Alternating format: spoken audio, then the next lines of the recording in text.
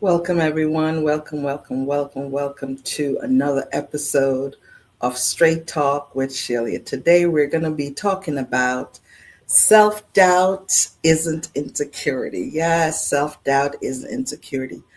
As I go about my duties and in my role as an executive life coach, I come across so many people that struggle with self doubt. And believe me, I used to hang out there too, believe it or not.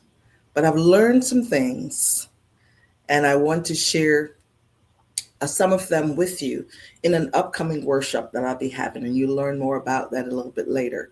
But for today, I just want to kind of jump in a little bit before we spend a few minutes on this topic and just share a little bit about me, who I am, what gives me the authority to share with you about self doubt, because that's it. Self doubt isn't security, self doubt isn't insecurity. Repeat after me. It is not insecurity. How do I know? And just a little bit of background about me before I jump into that. I am the CEO of Look Within Life Coaching.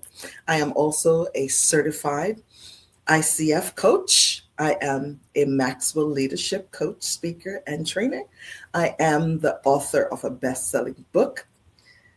And I think the punchline here is for those of you in the corporate space, I spent 25 years in that space. So I know, I understand. I know what it feels like. I've walked in your shoe. Years ago, several years ago, while I was in Jacksonville, Florida, my business was recognized as for outstanding accomplishment for a small business.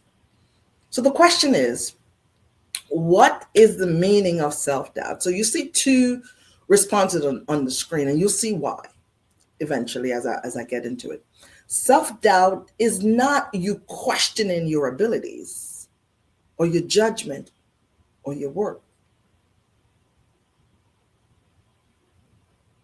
I said that wrong. Self-doubt is is you questioning your abilities, your judgment, and your worth. Even when you know you're capable. And that's a part I want you to remember. You're questioning something about you even when you know you're capable. That's where the challenge is, right? So self doubt is that gap between what you're capable of and how you trust yourself to act on it.